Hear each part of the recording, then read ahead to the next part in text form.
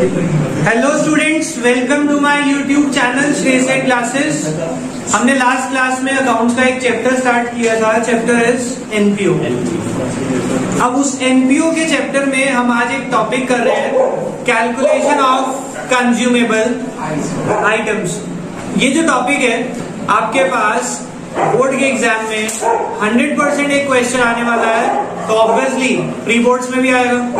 एक क्वेश्चन आपका 3 से 4 नंबर का जो क्वेश्चन होगा वो इस टॉपिक का हमेशा मिलता है आपको पेपर, तो उसको ध्यान से समझेंगे।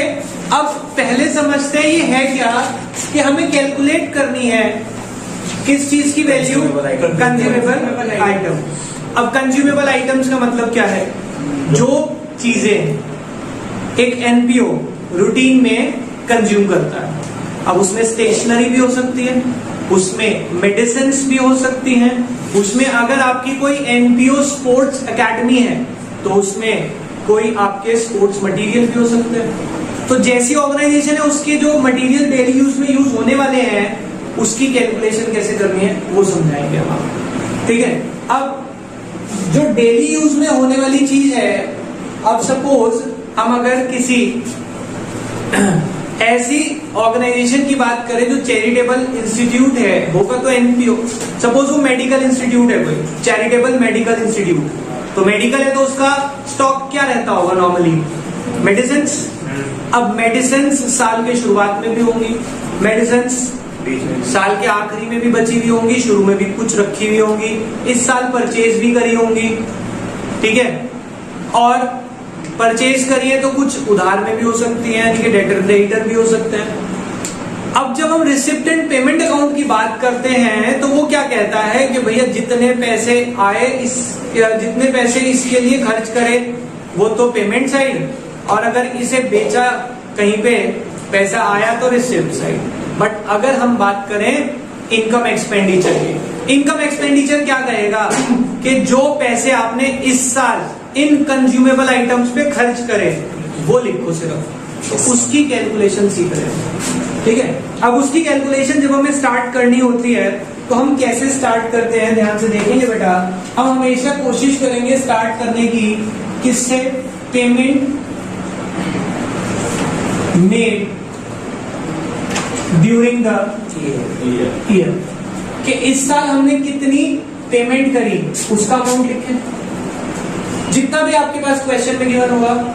इसमें अब कुछ चीजें मुझे ऐड करनी है, कुछ लेस करनी है, ये ध्यान में रखते हुए मैं कौन से ईयर की वैल्यू निकालना चाहता हूं कि करंट ईयर में कितना कंज्यूम हुआ, ठीक है। सपोज इसमें क्या होता है, साल के शुरुआत और साल, जैसे इस साल का निकालना चाहता हूं, एंड ईयर इज सपोज 1920, ठीक है।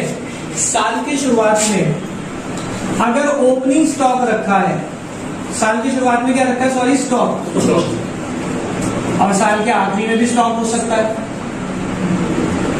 साल की शुरुआत में क्रेडिटर हो सकते हैं, साल के आखिरी में भी क्रेडिटर हो सकते हैं, ठीक है। साल की शुरुआत में कुछ आउटस्टैंडिंग हो सकता है या प्रीपेड हो सकता है, साल के आखिरी में भी आउटस्टैंडिंग और प्रीपेड हो सकता है। सोचते हैं अगर साल के शुरुआत में कोई स्टॉक पड़ा है वो इस साल यूज होगा या पिछले साल यूज हो गया होगा, पिछले साल यूज हो गया होगा, वो इस साल यूज होगा ना, तो वो खर्चा किस साल के लिए है, करंट ईयर के लिए, और हम करंट ईयर का ही निकालना चाहते हैं। तो इसमें मैं ऐड कर रहा हूं, देखो मैंने ऐड और लेस अलग अलग भी बना सकता हूँ, वरना ऐड फिर लेस फिर ऐड फिर लेस, जो मर्जी कर लूंगा, जैसे मेरी मर्जी हो, कोई प्रॉब्लम नहीं है।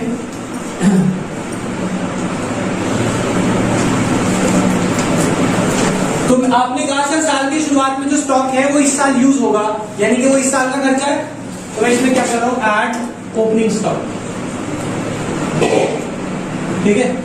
और क्लोजिंग स्टॉक होगा तो वो अगले साल यूज होगा, इस साल तो यूज हो ही नहीं पाया ना, वो तभी तो बचा आखिरी में, तो वो क्या करूंगा, माइनस, क्योंकि वो इस साल का खर्चा ही नहीं है मेरे भाई, कोई प्रॉब्लम। साल की शुरुआत में क्रेडिटर है, क्रेडिटर यानी कि उधार, वो उधार साल की शुरुआत में, तो वो इस साल जो आने वाला है उसका उधार होगा या पिछले साल का उधार होगा, तो इस साल तो नहीं आना चाहिए, तो माइनस में लिखूंगा ओपनिंग क्रेडिटर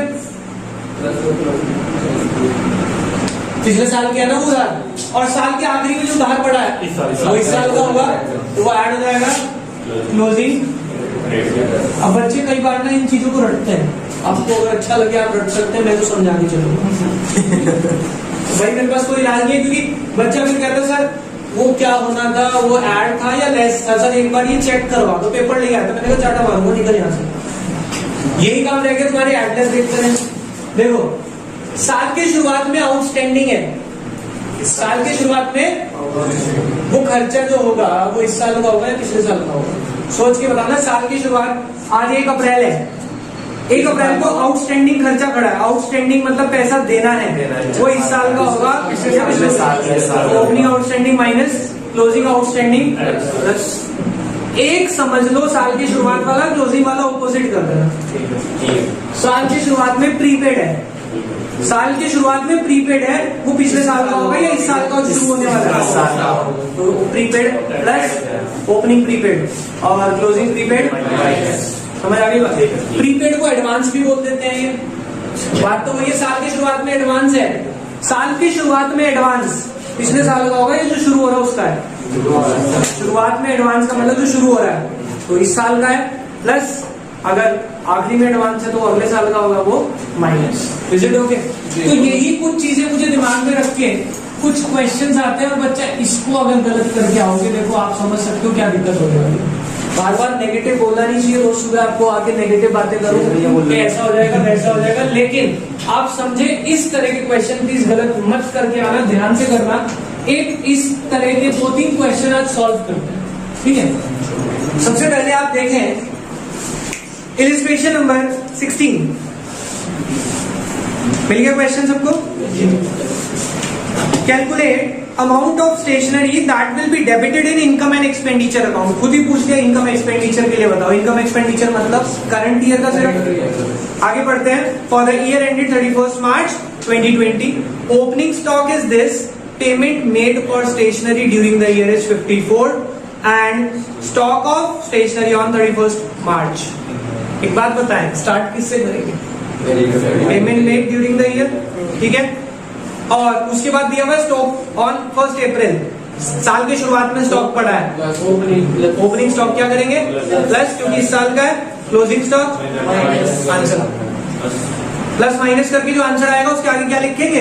देख लो उन्होंने क्या लिखा है, debit to stationery consume during the year that was to be debited in P&L expenditure, sorry debited in income and expenditure, उसको इनकम एक्सपेंडिचर के डेबिट साइड में लिखते हैं।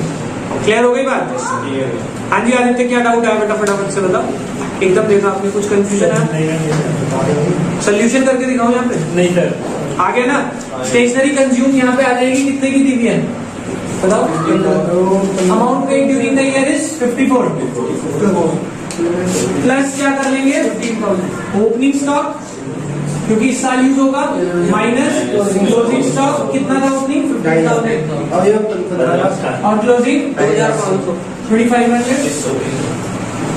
तो इसमें हम 66 या 66,500 क्या लिखेंगे इसके आगे? Amount of stationery consume during the year, ठीक है। और इसको शो कहां करना है हमने?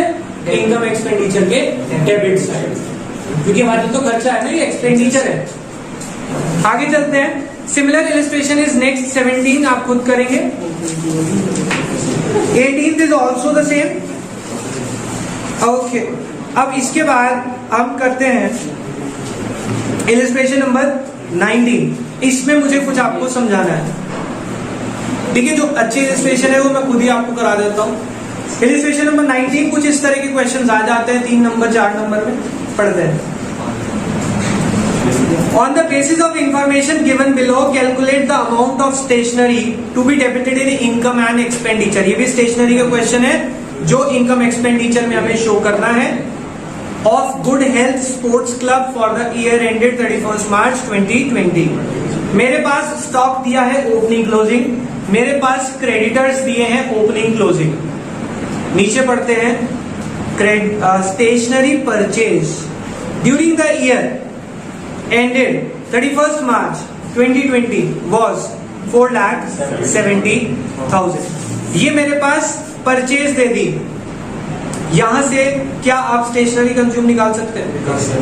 कैसे? इधर देखेंगे बेटा, बहुत छोटी सी बात है। यहाँ पे आपने यहाँ पे मुझे नीचे एडजस्टमेंट में क्या दिया है? स्टेशनरी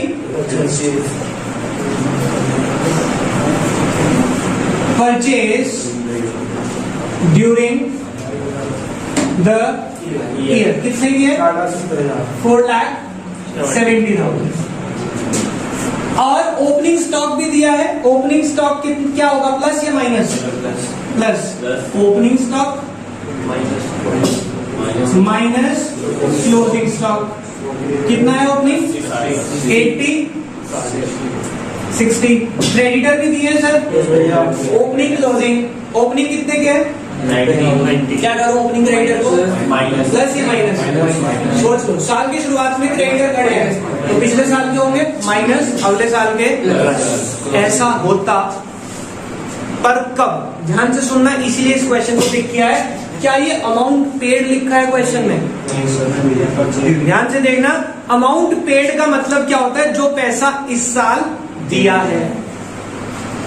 अब जो इस साल दिया है, इसका मतलब उसमें क्रेडिटर एडजस्टेड है या नहीं है? सोच के बताना। जो पैसा इस बार दे दिया, अगर वो इस बार दिया, इसका मतलब इसमें क्रेडिटर तो जुड़े हुए नहीं ना, तभी तो क्रेडिटर अलग होते हैं। ये क्या है? Stationery purchase. इसमें कैश वाली भी होगी, इसमें क्रेडिट वाली भी होगी, यानी कि क्रेडिटर इसमें ऑलरेडी एडजस्टेड है। और जिनको मैं पेड कर देता हूं, क्या वो क्रेडिटर बनते हैं? सपोज सोचो, आप किसी गुड्स खरीद के लाए और उसको पैसे दे दिए, amount paid during the year, paid कर दिए, तो वो क्रेडिटर तो बनेंगे ही नहीं ना, तो वो तो क्रेडिटर है ही नहीं। बट अगर मुझे दिया परचेज ड्यूरिंग द ईयर, अब परचेज में तो कैश परचेज भी आती है और क्रेडिट परचेज भी आती है, इसका मतलब इसमें क्रेडिट ऑलरेडी जुड़ा हुआ है, तो मैं क्रेडिटर को एडजस्ट नहीं करूंगा। समझ आ गई बात? इससे ऊपर वाला इलस्ट्रेशन देख लो, वहां पे आपको क्लियर हो जाएगा। इलस्ट्रेशन नंबर 18 वहां दिया हुआ है amount paid for stationery, third line में दिया हुआ है। मिल गया? अमाउंट पेड फॉर स्टेशनरी अगर दिया है, इसका मतलब ये पैसा दे दिया, इसका मतलब इसमें क्रेडिटर नहीं जुड़े हुए, तो आपको इसमें क्रेडिटर प्लस और माइनस करनी है। क्लियर? ये छोटा सा पॉइंट आपका पूरा क्वेश्चन हल करा सकता है। आगे समझ? कोई प्रॉब्लम? आगे चलते हैं। इलस्ट्रेशन 20 भी आप कर लेंगे, कोई प्रॉब्लम नहीं आएगी आपको। आगे इसके बाद हम करते हैं illustration number 21।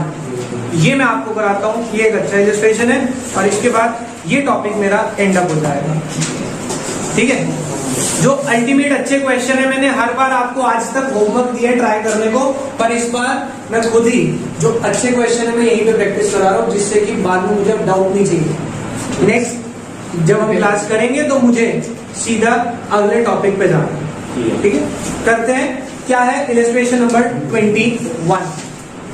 From the following information, calculate the amount that will be shown against stationery account in income and expenditure account for the year ended 31st March 2020. 2020 के लिए मुझे इनकम एक्सपेंडिचर में स्टेशनरी कितना शो करना है? मेरे को नीचे दिए क्रेडिटर फॉर स्टेशनरी और स्टॉक ऑफ स्टेशनरी, दोनों चीजें दे दी। Opening stock, closing stock, opening creditor, closing creditor दोनों आ गए। नीचे पढ़ते हैं। During the year ended 31st March 2020, payment made to creditor. क्या ये परचेज है भाई?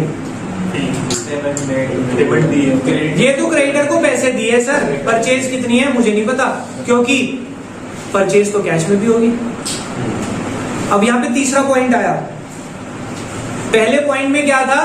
Payment made during the year, तो उसमें कुछ भी एडजस्टेड नहीं था, सब एडजस्ट कर लिया। दूसरे में आया क्या? परचेज ड्यूरिंग द ईयर, उसमें क्रेडिट परचेज और कैश परचेज आ गई। इसमें कह दिया payment made to creditor. Payment made to creditor यानी कि amount paid during the year तो है नहीं है, सिर्फ क्रेडिटर को पेमेंट करी, और क्रेडिटर का ओपनिंग क्लोजिंग भी दे रखा है, ऊपर। तो मैं क्रेडिटर अकाउंट बनाऊंगा। यहाँ से क्या बनाऊंगा?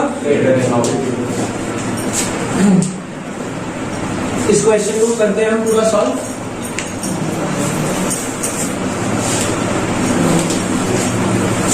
Creditors account. बेटा क्रेडिटर हमारे लिए एसेट होते हैं, लायबिलिटी होती है? लायबिलिटी डेबिट होती है, क्रेडिट। तो बैलेंस यहां से शुरू होगा, बाय बैलेंस और टू बैलेंस, राइट? तो एक बार बताएं, क्रेडिटर का ओपनिंग बैलेंस कितना बेटा? 15,000 नहीं, 4,600। चेक डेट आराम से 4,600। क्लोजिंग 11,800। अब क्या पेमेंट करी हमने क्रेडिटर को इस बार? During the year ended 31 March 2020 payment made to creditor amounted to ₹56,800। अब बेटा एक चीज सोचना, कई बार बच्चा कहता है सर याद नहीं आया कैसे करना था। क्रेडिटर को ओपनिंग क्लोजिंग में तो कोई दिक्कत नहीं, उनको पेमेंट करनी है। क्रेडिटर को अगर पेमेंट कर रहे हैं, क्रेडिटर क्रेडिट होते हैं, उनको पैसा जा रहा है, तो वो डेबिट होंगे या क्रेडिट होंगे? बेटा क्रेडिटर क्रेडिट होते हैं, उनको पैसा देना है, तो उनका बैलेंस कम होना चाहिए या बढ़ना चाहिए? कम होना चाहिए। तो अगर कोई चीज क्रेडिट है, उसका बैलेंस कम करना है, तो उसे डेबिट में लिखना पड़ेगा ना, ठीक है? और अगर फिर भी ये नहीं सोच पाते कुछ बच्चे, क्रेडिटर को पैसे दे रहे हैं तो पैसा तो जा रहा है, किसको मिल रहा है? क्रेडिटर को। एंट्री बना लो, debit what comes in to any debit the receiver. कौन है? Creditor account debit to cash account, तो क्रेडिटर के डेबिट साइड में टू कैश आ जाएगा। किसी भी तरह सोच लेना बेटा, कोई प्रॉब्लम नहीं है, बट सोचना आना चाहिए, ठीक है? कितने पैसे दिए उन्हें? 56,000। देखो बेटा, अब थोड़ी सी बात और सोचना, वरना तो मैं कह सकता हूँ बैलेंसिंग फिगर यहाँ लिख देना, परचेज आ जाएगी। लेकिन एक बात सोची जाए कि किसी को 4600 देने थे, 56,800 दे दिए, फिर भी 11,800 और देने हैं, इसका मतलब खरीदा होगा कुछ, तभी तो देने हैं। यहाँ पे बैलेंसिंग फिगर आएगी बाय परचेज, उधार में और खरीदा होगा इनसे, कितना खरीदा होगा इसका टोटल कर लो, 68,600। इसमें से माइनस करेंगे 64,000 की हमारी परचेज आ जाएगी, जो हमारा कैसे निकाला हमने? Balancing figure. इधर देखेंगे बेटा, ये जो परचेज है ये कैश परचेज है या क्रेडिट परचेज है? क्रेडिट परचेज है, तभी तो क्रेडिटर अकाउंट में आ रही है। और अगर मेरे पास टोटल परचेज हो तो मेरा काम हो जाएगा, क्योंकि टोटल परचेज में ओपनिंग क्लोजिंग ऐड करना है, सिर्फ क्रेडिटर इसमें एडजस्ट हो चुके हैं। अब उसके लिए मुझे टोटल परचेज के लिए कैश परचेज और चाहिए, क्रेडिट परचेज तो निकाल ली, आगे एक लाइन लिखी है, stationery purchase in cash during the year was 20% of the total purchase of stationery. Total purchase का 20% कैश में, लिखते हैं let the total purchase be x, therefore cash purchase